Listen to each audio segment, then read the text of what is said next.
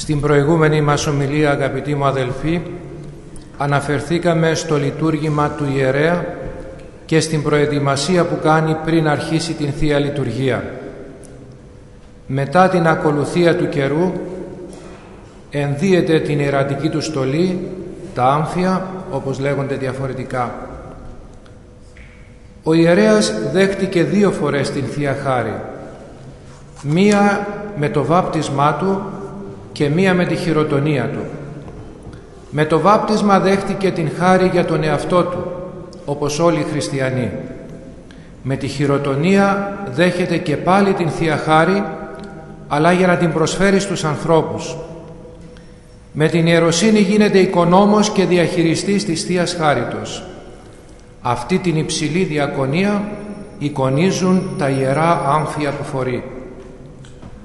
Από την εποχή της Παλαιάς Διαθήκης τονίζεται η ιερότητα των αμφίων των ιερέων.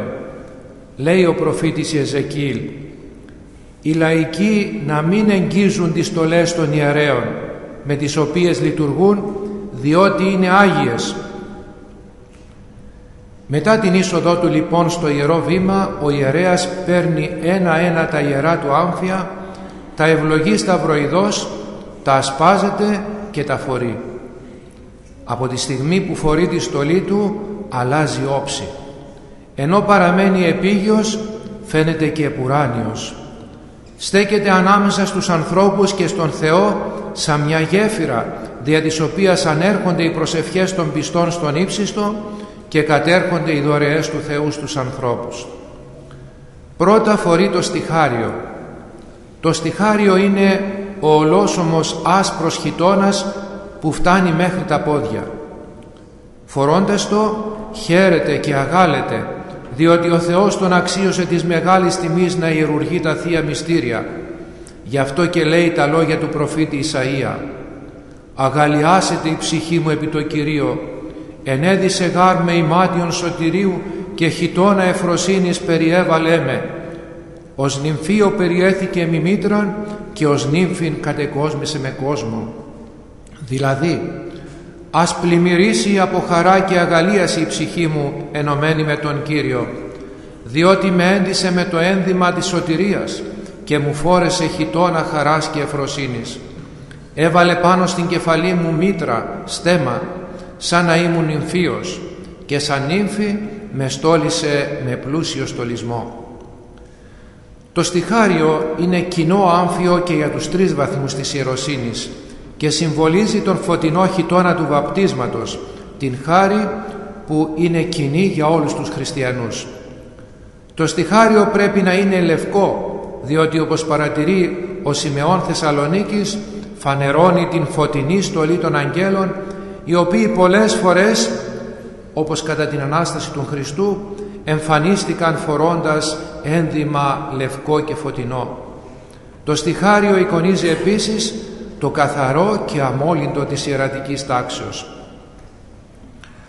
Έπειτα φορεί το επιτραχύλιο.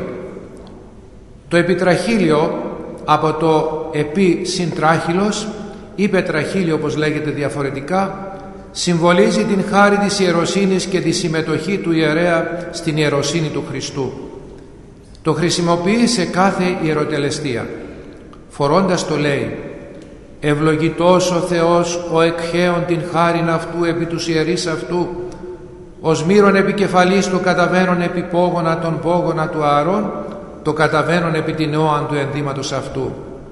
Τα λόγια αυτά είναι παρμένα από τον 132ο ψαλμό και αναφέρονται στην χρήση του Ααρών με μύρο. Με την τελετή αυτή πήρε την χάρη του Αγίου Πνεύματος ο Ααρών και έγινε ο πρώτος αρχιερέας του Ισραήλ. Με το πετραχύλι λοιπόν ο ιερέας μεταδίδει την Θεία Χάρη στους πιστούς. Γι' αυτό και, όπως είπαμε προηγουμένως, το φορεί σε κάθε ιερή τελετή. Τα κρόσια που βρίσκονται στο κάτω μέρος του πετραχυλίου συμβολίζουν τις ψυχές των πιστών που δέχονται την Θεία Χάρη. Τις ψυχές αυτές που τρόποντινά κρέμονται από τον λαιμό του, τις εμπιστεύτηκε ο Θεός στον ιερέα για να τις οδηγήσει στη σωτηρία, και για αυτές θα δώσει λόγο στον Θεό την ημέρα της κρίσεως. Στη συνέχεια παίρνει τη ζώνη και αφού την ευλογήσει την δένει στη μέση του λέγοντας: «Ευλογητός ο Θεός ο περιζωνίων με δύναμην και έθετο άμωμον την οδόν μου». Σύμφωνα με τα λόγια της ευχής, η ζώνη συμβολίζει αφενός την δύναμη του Θεού που ενισχύει τον λειτουργό στην τέλεση του μυστηρίου και αφετέρου την αγνότητα και καθαρότητα που πρέπει να τον στολίζει. Και κάτι άλλο, η ζώνη δηλώνει ετοιμότητα. Όπως οι Εβραίοι την παραμονή της αναχωρήσεώς τους από την Αίγυπτο έφαγαν το Πάσχα, δηλαδή το πασχαλινό αρνί, έχοντας ζωσμένη τη μέση τους για να είναι έτοιμοι για την αναχώρησή τους προς τη γη της Επαγγελίας, έτσι και εμείς, όπως παρατηρεί ο Ιερός Χρυσόστομος, πρέπει ζωσμένοι να τρώμε το Πάσχα, δηλαδή τον Χριστό, ώστε να είμαστε έτοιμοι για την έξοδο και την αποδημία μας από την ζωή αυτή.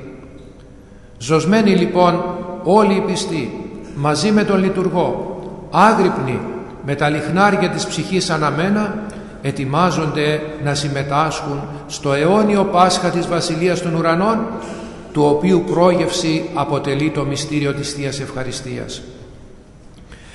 Έπειτα ο λειτουργός φορεί τα δύο επιμάνικα. Φορώντας το δεξί λέει: «Η δεξιά σου, Κύριε, δε δόξαστε ενισχύει, η δεξιά σου, Κύριε, έθραυσεν εχθρούς και το πλήθη της δόξης σου συνέτριψα στους υπεναντίους».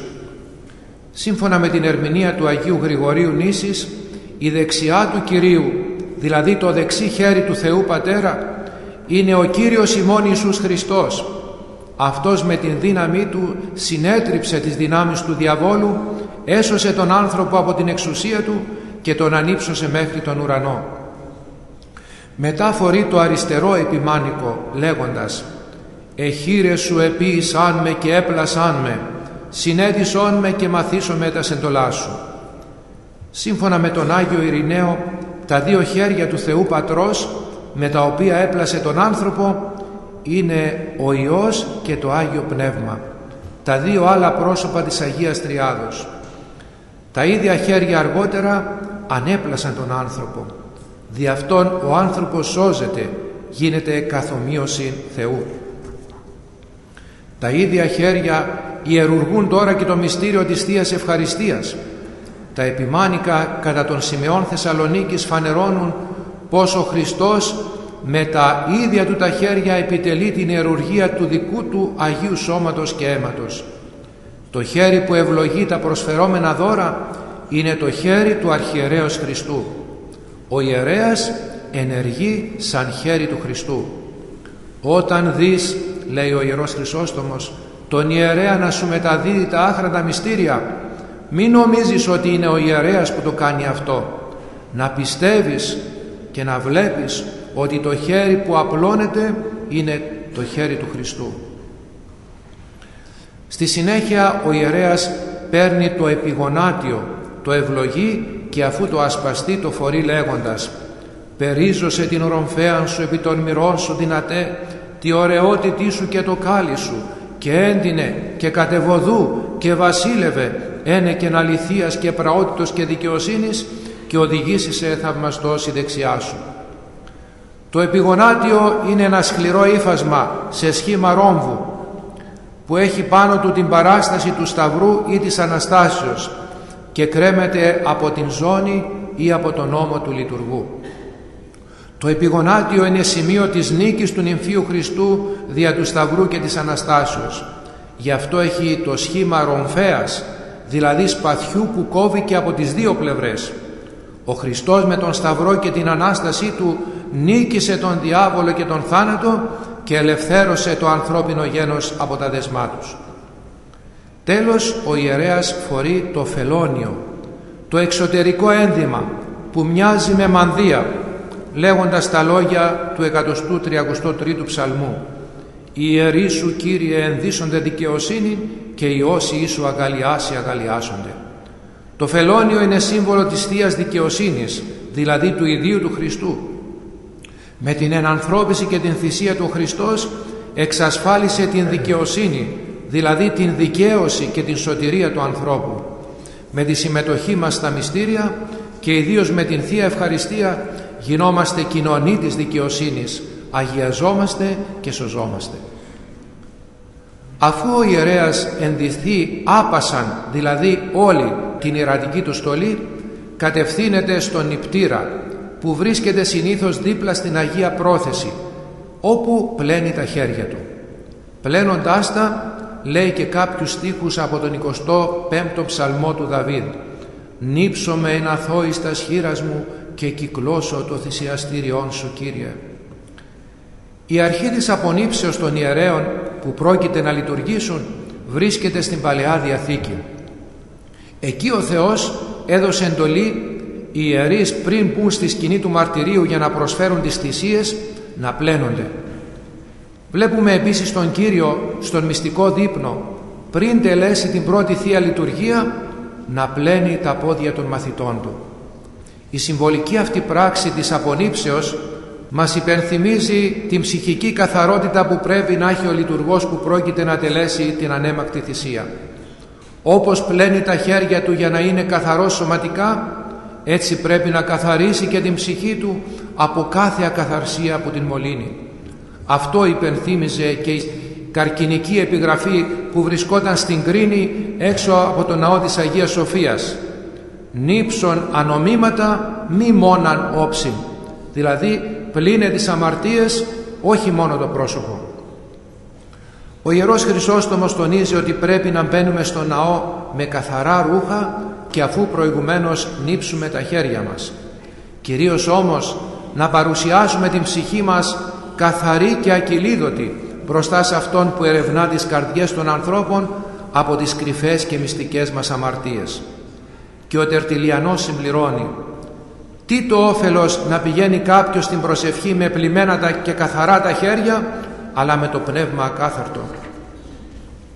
Με την ένδυση της στολής και την πλύση των χεριών ο ιερέας ολοκληρώνει την προετοιμασία του και είναι τώρα έτοιμος να τελέσει την ακολουθία της προσκομιδής, δηλαδή την προετοιμασία των τιμίων δώρων.